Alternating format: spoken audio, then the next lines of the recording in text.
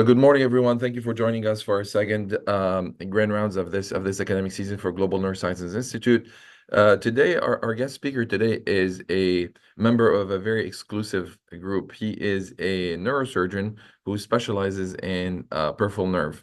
Anybody who's a neurosurgeon or resident or a medical student knows that peripheral nerve is not typically a topic that neurosurgeons address much. So it often is an anxiety-provoking a topic specifically for people taking the board. So I'm very happy. We're very excited to have Dr. Murthy with us today to share his passion about peripheral nerve. Dr. Murthy started his journey at Georgetown University, where he did a master's in physiology and biophysics.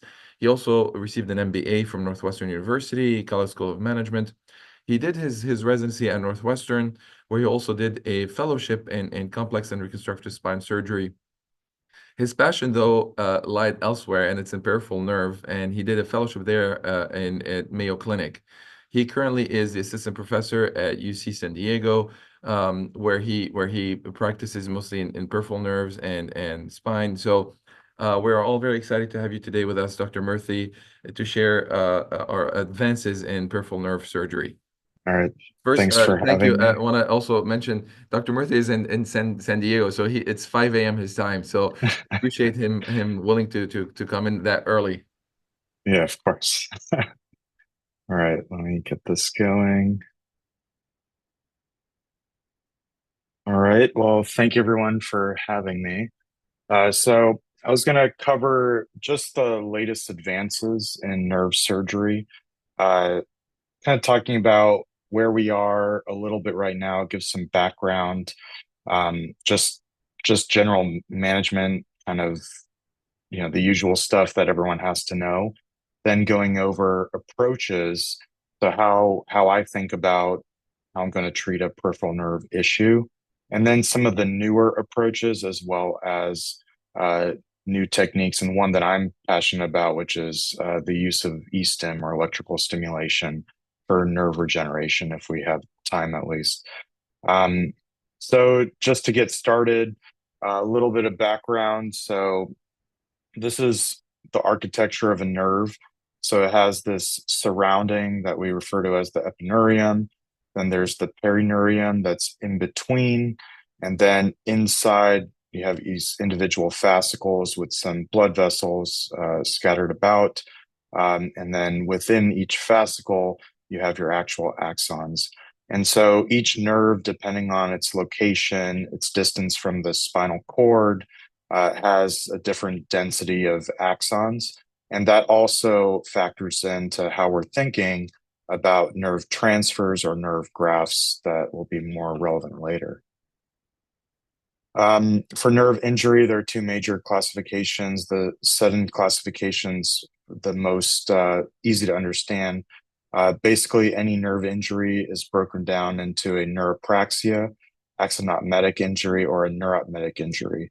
Neuropraxia is essentially, you fall asleep with your elbow on a hard surface, something like that, and then you get the funny bone tingling type sensation of an ulnar neuropraxia.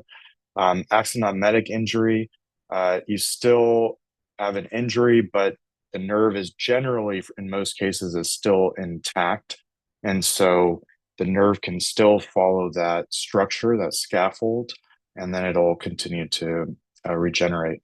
Neuroarthritic injuries are more difficult to recover from. That's usually when we're jumping into more of a surgical solution. That's essentially the scaffold is also disrupted. So any axons that are trying to regenerate or trying to find their target, they have a really hard time of doing that and are often unsuccessful.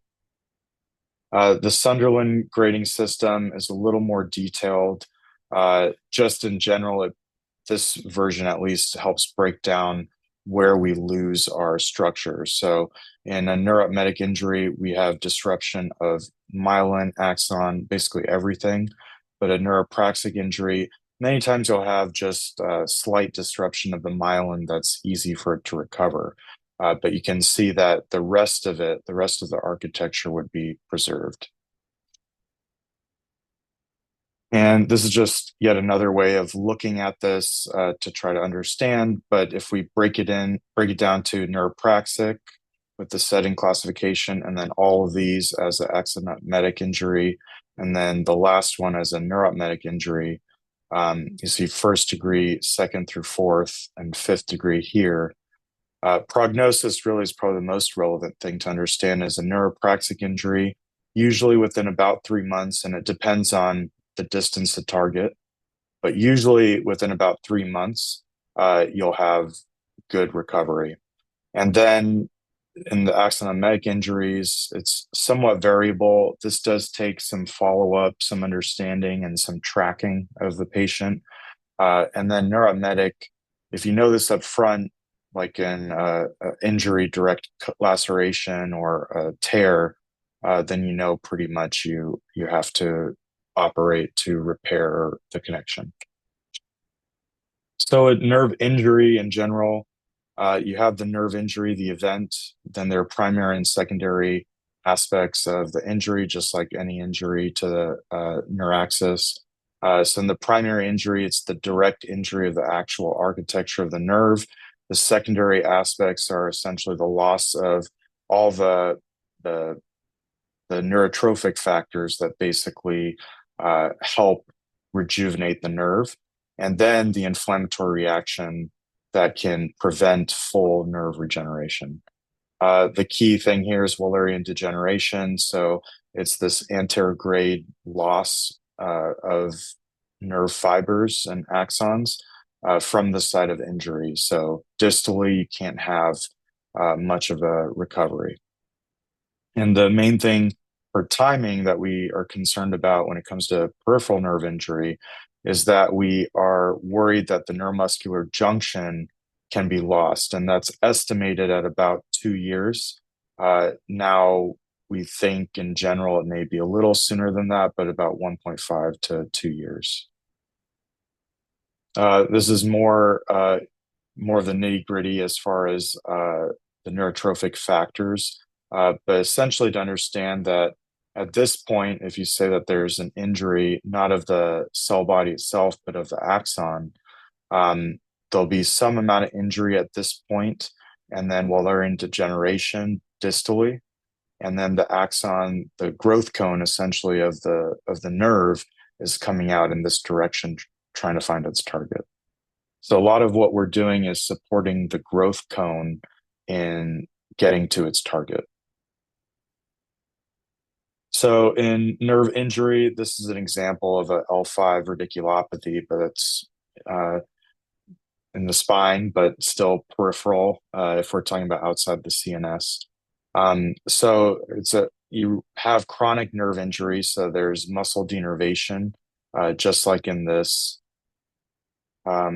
image here. So you have muscle denervation of the anterior compartment and the lateral compartment, as well as the posterior compartment, the deep posterior compartment. So you have muscle denervation, atrophy, necrosis, fibrosis. Once you get to the necrosis part or the fibrosis part of muscle injury from denervation, it's really hard to get the muscle back.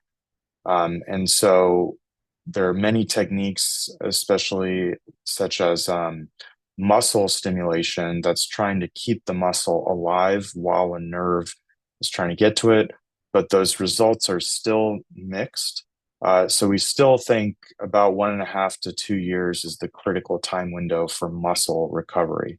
And so that's specific to muscle recovery with the neuromuscular junction, as opposed to potentially sensory recovery or symptoms that patients can experience, such as with pain.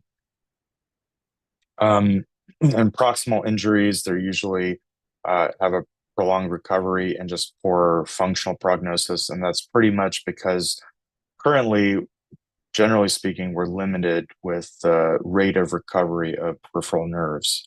And that's still essentially about 1 inch per month. In the general workup, in the acute period, you try to find some imaging. You acutely manage the patient. So let's say it's a patient motorcycle accident, has a brachial plexus injury, can't move their arm. You still need to rule out any fractures, rule out any cervical spine intrinsic issue, as well as get brachial plexus imaging, typically if that's available.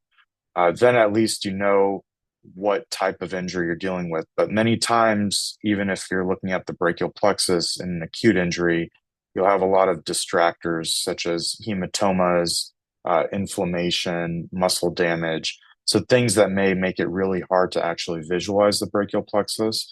But the key is understanding if there's something acute that could be addressed in that initial time period. The EMG and nerve studies, those really need to be delayed initially. Uh, Axons and the peripheral nerve will still be functioning. They still have vasculature, they're still getting nutrients in the acute period. And it's thought maybe between 3 days to about 2 weeks, you can still get positive EMG results. You can still get activity of the muscle. It may be somewhat altered, but you may still believe if you got an EMG that the peripheral nerve is still connected to the central nervous system. And then if there are severe symptoms, really at 3 to 6 months, that's when you want to have uh, someone with some nerve training specifically to see if there's a surgical intervention available. Typically nowadays, we say earlier the better, mainly because of logistical issues of getting patients seen. Because by the time they're referred, it may take another couple months to actually get seen.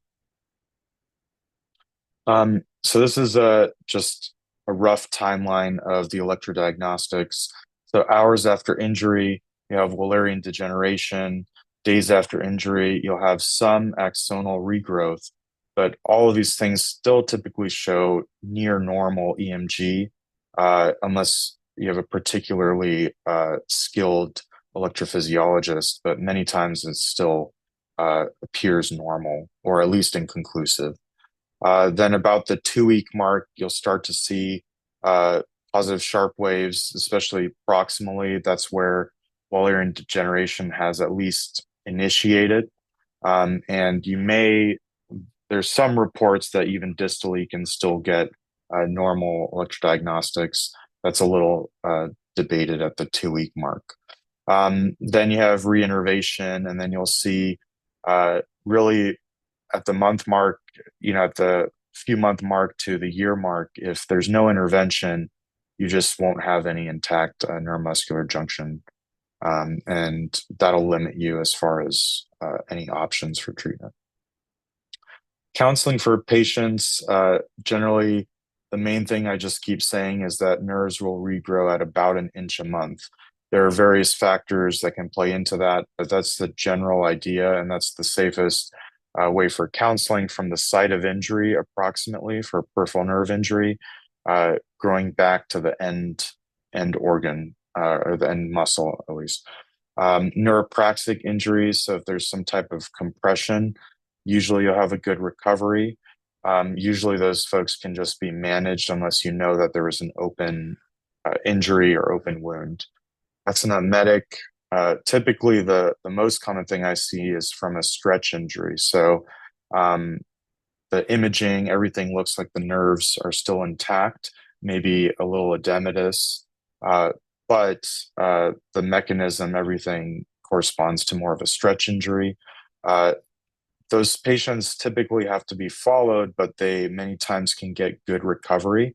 They just need to be followed periodically. If they don't have visible recovery that they notice or you notice on exams, to get a electrodiagnostics to see is there any more nuanced recovery happening. If not, then they may be candidates for either grafting potentially, but more likely nerve transfer. And during this time, though, as nerves are recovering, it's really important. And sometimes I do see this where patients have this injury, but they were never referred even to occupational therapy or physical therapy in the meantime.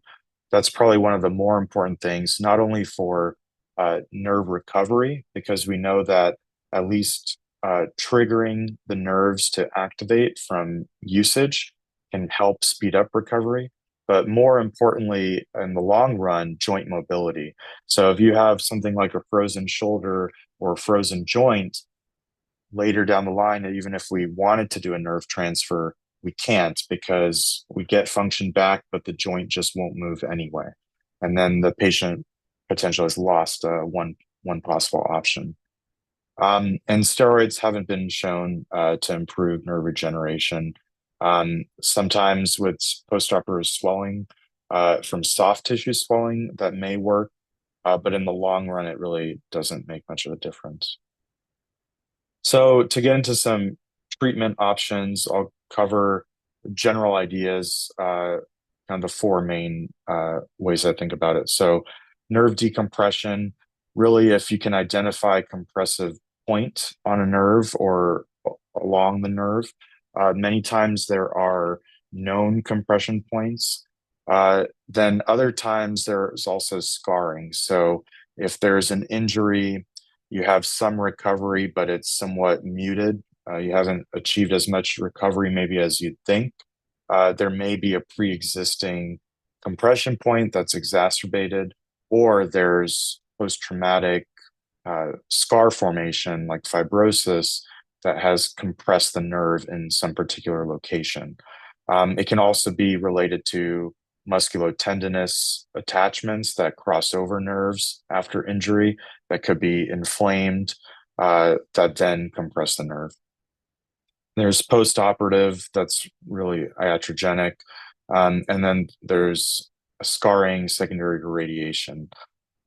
Entrapment is really the known myofascial entrapment locations, some of which are debated and some are pretty well documented.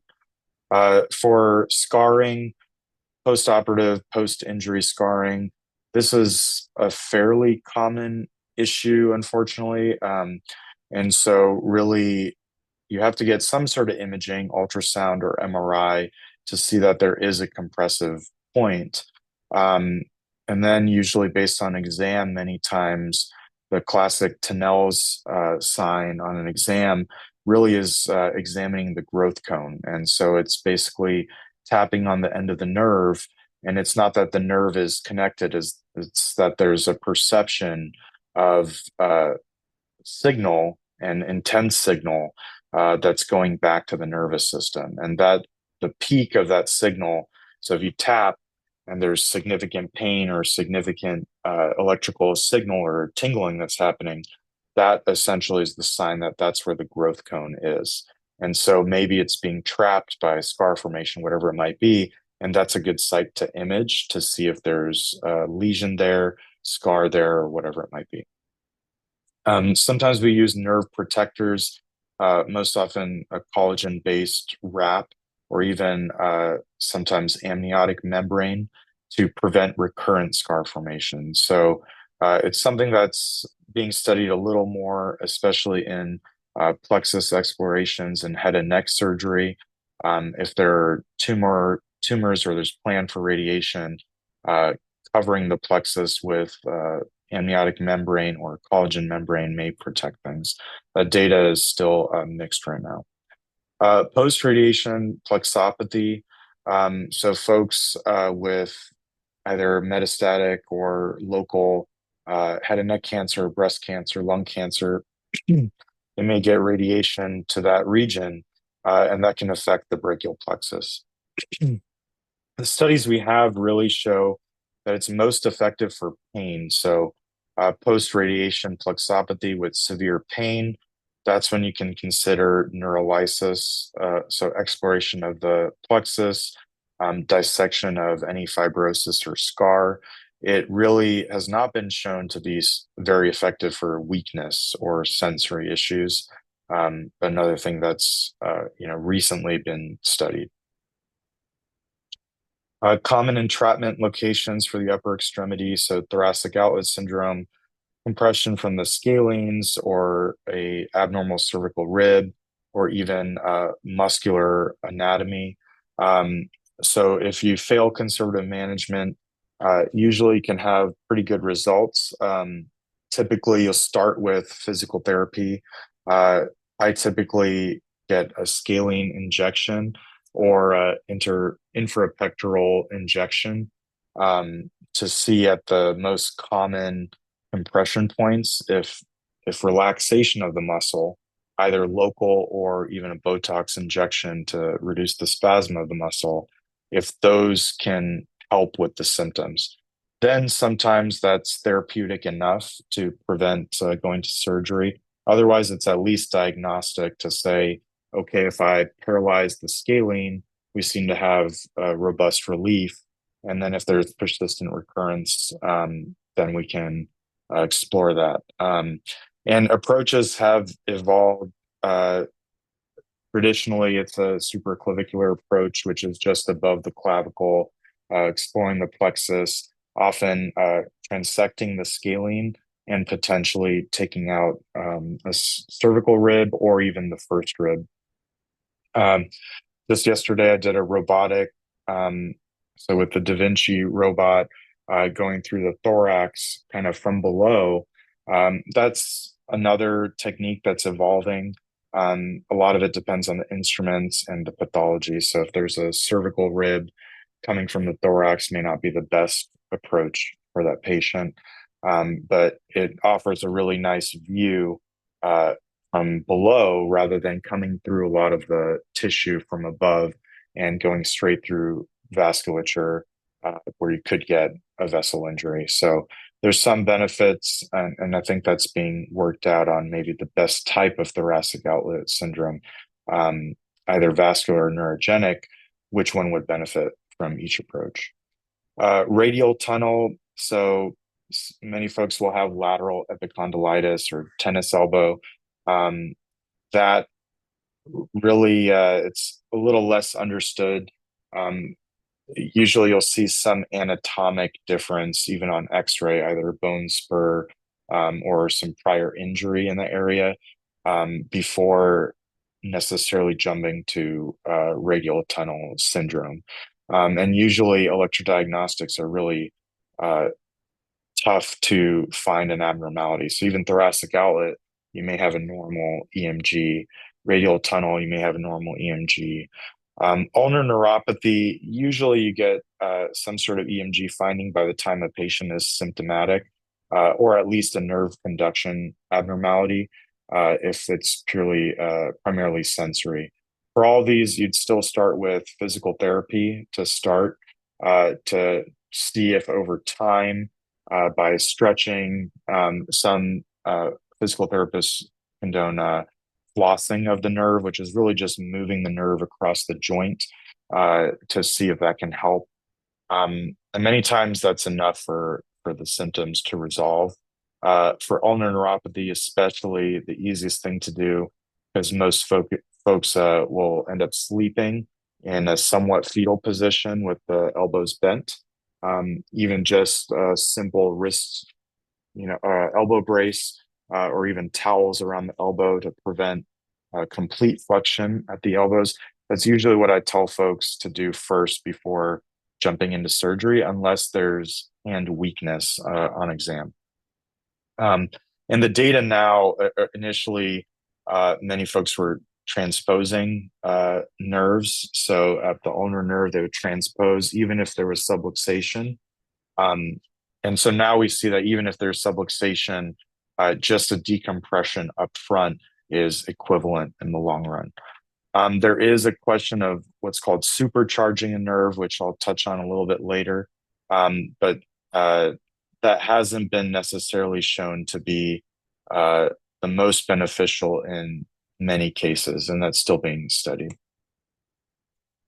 And the lower extremity piriformis syndrome is something that we encounter a lot in the peripheral nerve field.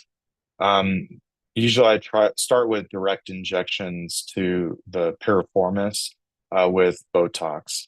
And many times now, focused interventional radiologists who have some expertise in this area, or pain management folks, can do high dose Botox to the piriformis to basically fully kill the muscle, essentially. So make it atrophic. And that can many times resolve symptoms without needing open surgery. Right now, still to get good visualization of the nerve, There's arthroscopic surgeries that can uh, take a good look at the nerve, but many times you're not getting a full uh, transection of the piriformis, so there may be persistent symptoms. Piriformis in general rarely causes weakness. It's usually pain initially. Um, Treatment, really, there's a low incidence of complications. The main thing is the arteries coming out at the sciatic notch, to just be cautious in dissecting those. And again, use many times I'll use some sort of fat graft to, if I transect the piriformis, I'll place a fat graft over it, just a local fat graft, to add some bolstering to prevent just pure adhesion of overlying tissue right on the nerve. Perineal nerve, that's more common as far as entrapment. Many times you'll have athletes either after an injury where they trip at high speed and their ankle inverts. This is a common tethering point for the perineal nerve, and as it travels down with the inversion, you're getting a little stretch injury of the perineal nerve at the fibular neck. Usually, the injury or the episode will be sudden onset. Sometimes over time, if it's a chronic perineal compression, that's usually just symptoms of pain, and usually you can have good results with a reasonably timed intervention of decompression. There are some studies that show hydrodissection or just local injections of the perineal nerve can be helpful. Those can be mixed. Sometimes there are complications from the injections because you do have important motor nerve fibers at this location. So that can be a complication that most patients aren't really willing to uh, tolerate. The tibial nerve, soleal sling syndrome, basically when the tibial nerve goes behind the knee and enters just behind the soleus and the gastroc muscle. It's a little debated depending on the field. There's some imaging studies that have been published with MR neurography that show that you can somewhat see inflammation, really minute inflammation at the entrance to the soleal sling. That's a little harder, I think, to prove, and typically it's more of an exploration from what I've seen. I'm pretty reserved with diagnosing soleal sling, and usually I try conservative therapies before jumping into decompression for that. Tarsal tunnel is essentially the carpal tunnel of the foot or the ankle. It's the flexor retinaculum, medial aspect of the ankle. Um, that typically electrodiagnostics are pretty uh, hard to find a reliable problem with, even nerve conduction studies. I'll oftentimes try a diagnostic injection, even just with some local medicine. That's relatively well tolerated to at least see if there's some abnormality. Um, Rarely do you get a true radiologic abnormality, either by ultrasound or MRI. Um, for all these, you want to rule out joint cysts, ganglion cysts, or tumors, um, basically because that's an easy solution. And many times you'll have joint cysts at the ankle that can enter into the tibial nerve, or joint cysts at the knee at the superior tibiofibular joint that will enter the perineal nerve. So it's always important to rule out before jumping into any operation. Nerve decompression surgery generally has a low risk of surgery. It's really just infection or bleeding. Um, and as you get to the lower extremity where feet touch the ground, essentially, there's a higher risk of infection. So definitely with tarsal tunnel, I do quote a higher risk of infection than, say, a carpal tunnel. For nerve repair, so as another strategy, if you have a nerve injury, especially a transection injury, this is mostly for neuropnetic injuries where you know that there's a significant disruption of the scaffolding or even the axons that you know about. So you can have disconnection or you can have a neuroma. So in in general, you attempt a tension-free repair. Neurorephy is the terminology. That's a coaptation of the nerves. So here is a direct repair. Typically, I'll use 9-0 nylon or Prolene sutures with a microscope, and you just directly repair. And usually, I'll use fibrin glue on top of that to help with secure the attachment. Sometimes I'll have to do cable grafting. So just the other day had a neuroma in continuity, so gunshot wound to the arm. That cavitation injury, even if the nerve is connected, just the force of the blast of a bullet coming nearby can create significant scar formation, disrupt axons, cause a neuroma. You have to cut out the neuroma until there's normal nerve ends. And then many times the donor, so in my case, for this case, it was a sural nerve that I used as the donor. It's just not the right diameter for the median nerve. And so you have to do a few cable grafts. You'll take the sural nerve, you'll take, let's say, 15 centimeters, you'll cut it in thirds. So then you have three grafts, three cables of 5 centimeters each, and then you sew them in basically on the fascicle level to try to repair. And you can group multiple fascicles together. And the main thing here in the bottom right is depicting really a tension-free repair. So there's plenty of redundancy.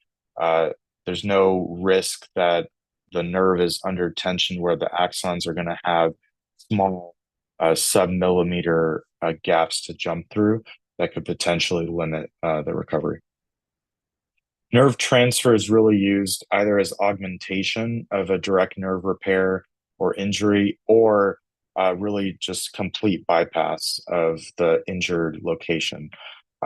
So you still want to be in the general time window, otherwise you won't have distal neuromuscular junction to basically connect to. And this is definitely an exciting area where we're learning what actually works, what doesn't, and it's multifactorial as far as how well patients do. And you kind of have to have a good assessment of the patient holistically to understand how well they will do with a nerve transfer. So some of the factors are time from injury, patient age, comorbidities, especially diabetes, but even let's say a patient had prior chemotherapy, they have a neuropathy from that, there's some sort of intrinsic nerve issue. Then joint mobility contractures, like I talked about, even if you get a good transfer, if you can't move the joint, doesn't matter. Other injuries, such as a donor site. So if I take intercostal nerves, but a patient has rib fractures, that nerve may be injured, and I may not be able to plan or be able to use intercostal nerves to reconstruct, for bicep function, let's say. And then the other thing really is healthcare resources. So unfortunately, you do need a lot of resources for a successful nerve transfer. The operation really is just getting you to a good starting point. But after that, it's a lot of the support, especially with therapy, and the ability for a patient to get to therapy, get appropriate medical care, address other issues from the injury, that sequela from that. And then we look at options of end-to-end, end-to-side, and supercharged end-to-side. This is just a rough depiction, but just to say that there's a complex plexus. So this is the brachial plexus on the left, the lumbar plexus, lumbosacral plexus on the right. This is just to say that there are many overlapping ways to get a connection. And so depending on where the injury is, you really have so many different options potentially to transfer. So if it's very proximal, even times you can borrow another proximal site and graft over to reconstruct that and essentially bypass. And there's so many iterations, which makes it an interesting field. The basic paradigm is that you need some so the nerve with volitional control to whatever you need basically has lost control. The axons have died in antegrade fashion. That's the Wallerian degeneration. And you need some aspect of central neuroplasticity to overcome the challenges of a nerve transfer. And we have some data that says the central connections are then activated by nerve transfer.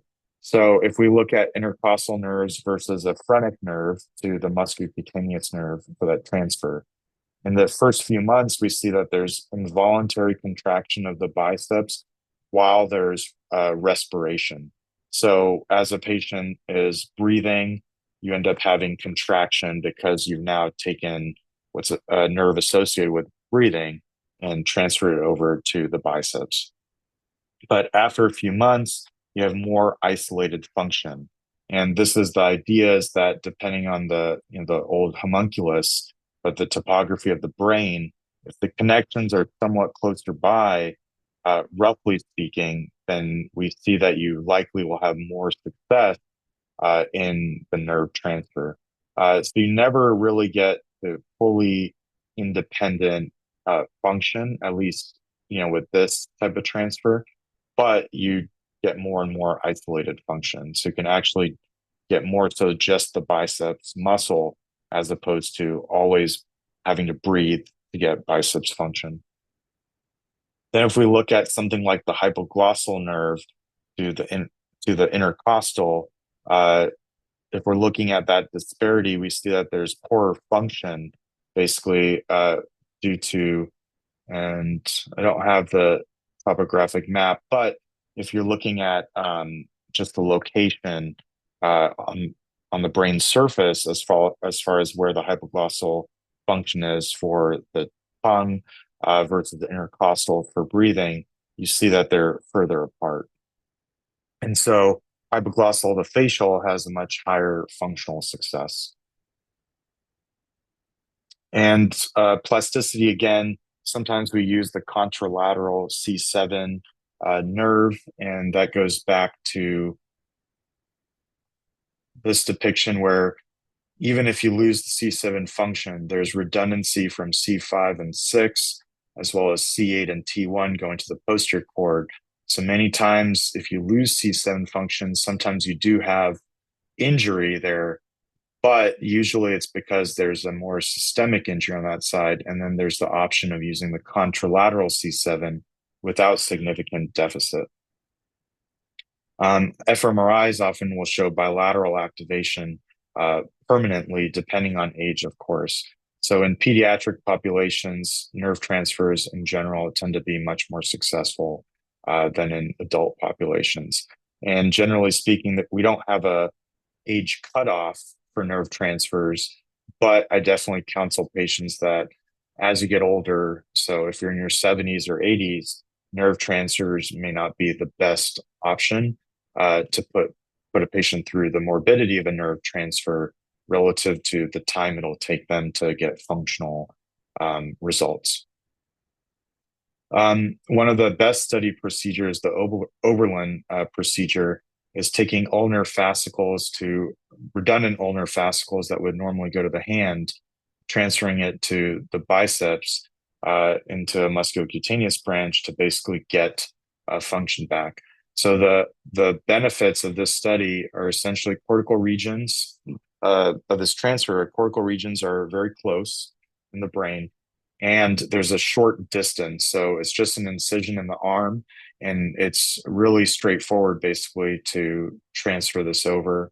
And you get pretty good success rate of at least anti-gravity function, and many times around 4 to 4+ out of 5. I rarely say, and I essentially never say that a patient would get full strength. They'll always notice that there's some sort of weakness, even in the best case scenario. And so this is a newer area that's being studied, the types of nerve transfers. So initially, what we knew is that you do an end-to-end nerve transfer, but the issue is that proximally, if you take your donor, you're really losing the function of your end organ. So now there's potentially, and something that's being better studied, is that you can do fascicular transfers that are end to end, or you can do reverse end to side transfers where you have incomplete regeneration, but you don't need to now cut the whole nerve, lose all of your progress just to get more axons into that recipient nerve. So this will feed in more axons, and that's what we know has been studied, especially by Susan McKinnon, who's plastic surgeon at WashU. And a more exciting area is for spinal cord injury. This is being studied more and more. Right now, I think most folks are in the discovery phase of what seems even feasible to try, just anatomically with the risk to adjacent structures. But something that is being studied is spinal accessory, where you're bypassing a cervical spine, let's say a high cervical spine injury, to try to get triceps function, to potentially be able to push objects out to the world, and you have better function of wheelchair function or basic function like that. Then there's the axillary branch that goes to the posterior deltoid. That is much better studied, even for brachial plexus injuries. That's thought of as the Samsak procedure that was initially discovered, and that's reasonably well studied for that. We also have brachialis branch to AIN. So that's a portion of the median nerve. It's still performed in the arm as the median nerve comes down, and using the topology of the median nerve, we can basically isolate the anterior interosseous nerve fiber, bypassing these other fibers that are less important, and then borrow some function for the biceps. The nice part about this is that it's still related to flexion, so flexion of the hand. And so generally patients can have a little better function for that. But of course, depends on where in the spinal cord the injury takes place. But at least if you have at least some C5 function, C6 function, if you have a lower spinal cord injury, potentially this can help. Then supinator branches to the radial nerve, especially the posterior interosseous nerve. That's the common nerve transfer. That can be used for, again, distal nerve injury, but also to get wrist extension function, especially to be able to open the hand or stabilize the hand, which is really important even if you have good ulnar nerve function. If you don't have good radial nerve or posterior interosseous nerve function, then you can't use your hand as well. This is definitely less studied, but the idea is to use long sural nerve grafts from thoracoabdominal nerves to restore lower extremity function. So far, really, it's just case reports of nerve transfers for this, as well as using lumbosacral spinal nerves and then doing obturator to femoral or tibial to peroneal. Tibial to peroneal, I'll sometimes do for foot drop. The data right now is a little mixed.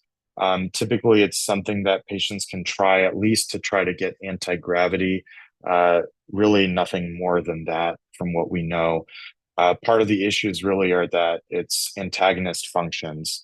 So even though it's all related to the foot or foot function, they're antagonistic muscles. So training, so the physical therapy that's needed to do this is much more difficult. So training yourself to lift your foot by thinking you need to push down is really difficult. And that's likely where patients are unable, to get the function back. So takeaways in general, gross motor function usually does better than fine motor function. Cortical plasticity is really important when you have better horizontal connections, and closer target distance. So just like the Oberlin procedure, if your nerve transfer is really short to the target organ, then you can get faster recovery because we go back to nerves regenerating at an inch a month. And TBI, we don't necessarily know, but it likely reduces functional recovery after transfer. We just don't have a great idea to what degree, what type of TBI might have that impact. But as you can imagine, many of these injuries, especially motor vehicle accidents, um, they have related TBI with that, which can complicate a lot of what we do. Surgical workup. So this is the framework I use to basically do a brachial plexus examination.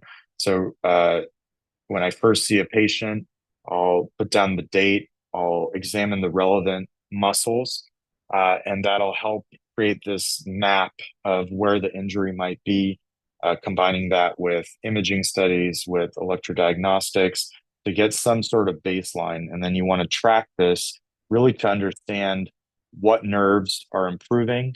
And then if you see that some nerves may be improving or not improving, but you think they should be, then you can ask if you have a good electrophysiologist, you can ask them to test very specific nerves, even with ultrasound guided EMG, to then just test specific muscles to see what type of nerve function. So many times we'll get custom EMGs uh, just to see at, let's say, 3 months after injury, what exactly is recovering and to what degree. Many times they'll have hematomas related vascular injuries. Um, and that has to be accounted for, especially in the initial intake, along with other injuries to see what type of donor sites you have uh, that are available.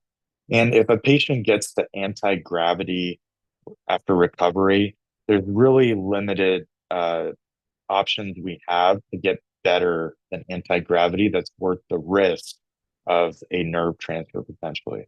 Some folks are trying that end to side approach where you're not necessarily taking away the anti-gravity that they now have, but you're plugging in a nerve into the side to try to get more axons. But as of now, it hasn't really shown uh, any true benefit.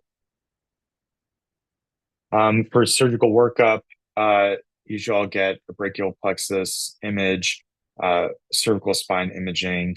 We'll get nerve conduction studies, and this will help us map things out. And I'm running a little bit out of time, but just to talk at where we're trying to push the field, um, this is essentially what I'm working on, especially with brachial plexus or spinal nerve tumors that invade subsequent organs. So usually these are for less easy to access locations where you need good visualization.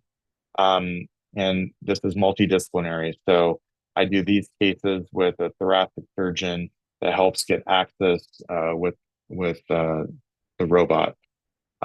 So far, as we're learning about the field, uh, we have a good series of lower brachial plexus tumors. That's primarily the use case, not necessarily nerve repairs, or axial paravertebral tumors or lumbosacral plexus tumors.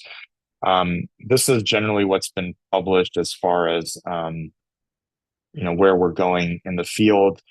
Definitely, there are areas to improve as far as neuromonitoring, making sure we're doing safe nerve surgery while still using the robot and some of the limitations of the robot. So in the top right, this is a malignant peripheral nerve sheath tumor that was from the spine but invading into the uh, lower thorax. And then on the bottom right is a lower plexus, it's a T1 schwannoma. And so this is the T1. This is us stimulating into the tumor to do some mapping of the fascicles. So if this plays, just see, this is generally the visualization we get. This is us dissecting around. So finding the ribs, dissecting around, and then we drill off to release from the front. And then for this case, I then went from the back posteriorly to complete the spondylectomy in this case to take out this tumor on block. So the nice part is you can get really good visualization inside, and we were able to see there were some other plaques along the chest wall, unfortunately, for this patient, that you may not see if you just have a focused, let's say, lateral approach to the spine. You just don't get to kind of examine the whole thorax as well. And the dexterity is really nice.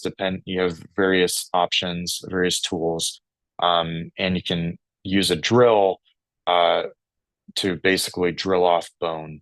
And so you can start, in this case, we start part of the corpectomy from the front just to get a nice release and even release the ALL. And then from the back, it just makes surgery much safer because you can visualize the aorta from the front very easily. Um, I think we're running out of time, but in general, we have to think about augmentation. So that's really the next area of research in the field. So we do the neurolysis or the repair or the transfer, whatever we're doing. And then how can we improve on that? So we're stuck at regeneration at a centimeter or an inch a month, millimeter a day. And so how can we improve on that? And so I generally think of it as we have some structural and biochemical options. Structurally, we have allograft, we have some connectors, we do a direct repair. Maybe we add some nerves to the side or end to end that try to add axons into the nerve, or at least add neurotrophic factors around the nerve. Then there are other areas where we even intraoperatively crush the nerve, and that triggers this recovery response from the body. And then the other areas are stem cells, exogenous factors, and electrical stimulation. And electrical stimulation is kind of where I have focused on, mainly just out of interest. Stem cells so far have not proven to make a major difference. At least in the peripheral nerve space. They may have more benefits centrally, which may be the issue for stem cell and peripheral nerves. So initially with electrical stimulation, it was proposed actually a while ago, but there was a particular researcher, Tessa Gordon, who started looking at how we should do stimulation and what this might do. And what she was able to see is that you get upregulation of neurotrophic factors. The initial paradigm was 20 hertz stimulation just for an hour. And that was shown to be equivalent to continuous stimulation for about 2 weeks in animal studies. And then through wet lab research, we we're able to see that it has a direct effect on BDNF stimulation or NGF, really. That's a simplification, but it increases nerve growth factors. And there are some studies that show that just after, let's say, a carpal tunnel release, if you have some sort of stimulation, maybe you have initial benefit, but then in the long run, you may not have benefit. So it may not be particularly beneficial for carpal tunnel. It may not be particularly beneficial for people versus animals. This is kind of the approach and where we're trying to understand and trying to develop the right modality. So if you're doing electrical stimulation, is it okay to do it through the skin? Does it have to be directly on the nerve? If it's on the nerve, do you do it during surgery? Do you extend the time of surgery? Or can you do it after surgery? Do you leave a device in? Do you take it out? One approach was looking at bioresorbable. This is some of what I studied, which is using bioresorbable implants to try to implant a stimulator that would then degrade. And so understanding with the folks in bioengineering, really to develop new materials to help us understand, can we control the rate of regeneration of this stimulation device. But essentially, we're able to show that we can successfully enhance recovery even with the bioresorbable device, and that the scar is limited, and so we can control some of the scar formation around it. and I have about 5 minutes left. But in general, so in the future, now at least with electrical stimulation, there are quite a few studies, initial trials. They're looking at various aspects, so various nerve injuries, so plexus, facial nerve, ulnar nerve, digital nerves. And so, what type of stimulation is actually going to help? And then some are objective, looking at strength. Some are more subjective, looking at pain, some self-assessment questionnaires. But that's kind of where we are as far as nerve regeneration, as far as a quick overview, and that's all I have. That was a an encyclopedic presentation. So thank you very much for this. Unfortunately, we're running out of time. People have to go, but thank you. I was actually going to ask if people have more questions because the few questions came in, so they can reach out to you for any questions about your talk. So again, everyone, thank you very much for being here with us this morning. Thank you, Nikhil, for waking up at 5 and giving us the talk. Of And we'll course. see you for our next grand rounds. All right. All right. Take care. Thank you.